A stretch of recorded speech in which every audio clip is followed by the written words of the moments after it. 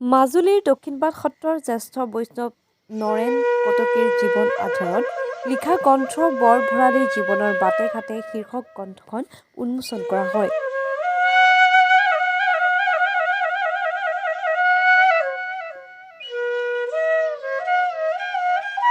লক্ষ্মী বৰা শইকীয়াই লিখা গ্ৰন্থখন উন্মোচন কৰে দক্ষিণপাট সত্ৰৰ সত্ৰাধিকাৰ ননী গোপাল দেৱ গোস্বামী, মাজুলী সাংস্কৃতিক বিশ্ববিদ্যালয়ৰ উপাচাৰ্য ডক্টৰ নিৰুদ বৰুৱা, জ্যেষ্ঠ চিকিৎসক মানিক বেলিয়ে। দক্ষিণপাট সত্ৰৰ সকলো পৰিচিত বৰ ভৰালী নৰেন কটকীৰ ওপৰত লিখা গ্ৰন্থখন নিজে উন্মোচন কৰিবলৈ পাই সুখী বুলি জনায় বৈষ্ণৱগৰাকীয়ে। Si j'entends même le Bouddha parler, tu mets ton doigt entre la pince et tu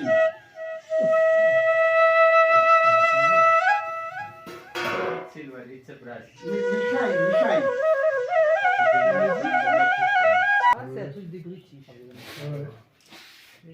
The lords of the beast is time. Fais gaffe, la fusée n'est pas démontée quand même. Alors moi, je chercherai pas trop à tourner. Mais la fusée est toujours là. Finish? No, it did not finish.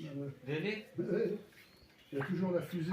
आशा में बाल बच्चे बोलता है साथ पीने के लिए वो बोला वो चालू है, ये बोलता है वो मिसाइल चालू है। नहीं और खाली खाती हाँ ठीक हाँ Les bols sont plein de petits bols. राजा का कपूर 11 फुट लंबा वो भी गोल्ड है Cloth Ah oui, is a gold, Ça c'est déjà bien ça. हाँ 11 meter long.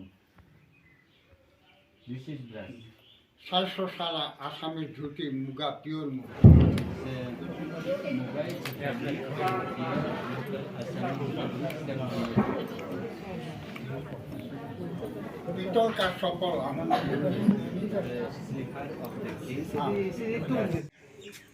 যথেষ্টই ভাল মই নিজেও এটা অনুভৱ কৰিছোঁ আনকো মই উপদেশমূলক হিচাপত এটা উপদেশ দিওঁ আগৰজন সত্ৰাধিকাৰ প্ৰভুৱে আগৰ বৰ ভৰালী পাতিলে দক্ষিণপাট সত্ৰৰ হাজাৰ হাজাৰ কোটি টকাৰ সম্পদ এজন ব্যক্তিক চমজাবলগীয়া হ'লে সৰ্বসন্মতিক্ৰমে চিলেক্ট কৰে সেইকাৰণে বৰ ভঁৰালৰ চাবিটো তেখেতৰ হাততে দি সুপ্ৰিম বৰ ভঁৰালৰ পাৱাৰটো দিয়ে তেখেতে সেই অনুপাতে গোটেই সত্ৰ পূজা পাৰ্বণৰ পৰা আৰম্ভ কৰি সম্পত্তি ৰক্ষণাবেক্ষণৰ কাৰণে মানে চিন্তা কৰি ৰাখে মোক তেখেতে ছটাইত আছিলে ছটাইৰ পৰা আমাৰ সত্ৰৰ এজন কাকতি আছিলে ডক্টৰ শিশুৰাম বৰ কাকতি তেখেতলৈ ডাইৰেক্ট এখন চিঠি দি পঠিয়াইছে ছটাইৰ পৰা আজিয়ে বৈষ্ণৱক গোটাই নৰেন কটকী বৰ ভঁৰালৰ চাবিটো সদায় দিব মোক মাতিলে বৈষ্ণৱ গোট খাই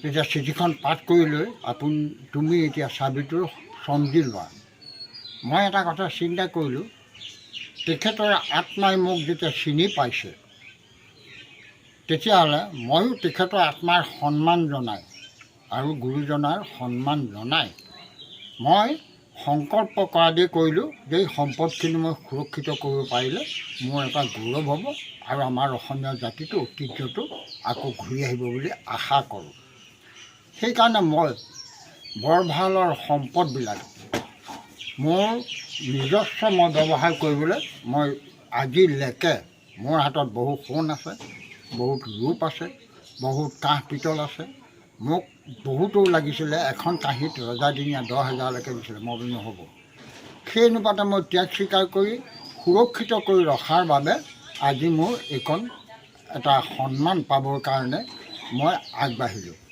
মোৰ এই সন্মানটোৱে আনেও যাতে আত্মবৎ সৰ্বভূতেষু নিজৰ আত্মা যেনে লোকৰ আত্মাও ভাগ কৰি সম্পদবিলাক ৰাখে আৰু জাতীয় গৌৰৱ আনে মোৰ এই বাঞ্ছা আধ্যাত্মিক পৰিৱেশৰ লগত থাকি আধ্যাত্মিক শিক্ষাৰ লগত জড়িত হৈ আহিছোঁ আধ্যাত্মিক কৰ্মৰে গতিকে এইখনো হৈছে মোৰ অন্যতম গ্ৰন্থ বৰ ভঁৰালীৰ বাটে ঘাটে ইয়াত সত্ৰ সংস্কৃতি ঐতিহ্যমণ্ডিত শ্ৰী শ্ৰী দক্ষিণপাট সত্ৰৰ সত্ৰ সংস্কৃতিৰ আধাৰত লিখা হৈছে ইয়াত আচলতে বৰ ভঁৰালীৰ বাটে ঘাটে মানে দক্ষিণপাট সত্ৰৰ এজন বৰ ভঁৰালী থাকে বৰ ভঁৰালৰ ৰখীয়া তেখেত সেই বৰ ভঁৰালীজনক মুখ্য নায়ক হিচাপে লৈ 7 মানুহৰ বুলি কয় যিকেইজন মেইন মূল মানে ব্যক্তি বৈষ্ণৱসকল বয়োজ্যেষ্ঠ বৈষ্ণৱসকল তেখেতসকলৰ যোগেদি সুদূৰ জাপানৰ পৰা এটা পৰিয়ালৰ লগত আৰু শিৱসাগৰৰ পৰা এটা পৰিয়ালৰ সংযোগৰ যোগেদি এই গ্ৰন্থখনিত দক্ষিণপাট সত্ৰৰ ফাকুৱা উৎসৱ ৰাস উৎসৱৰ বিষয়ে ইয়াত অংকন কৰা হৈছে আৰু এই গ্ৰন্থখনিৰ জৰিয়তে সত্ৰ সংস্কৃতিটো ভৱিষ্যত প্ৰজন্মৰ বাবেও ধৰি ৰখাৰ আমি প্ৰয়াস কৰা হৈছে।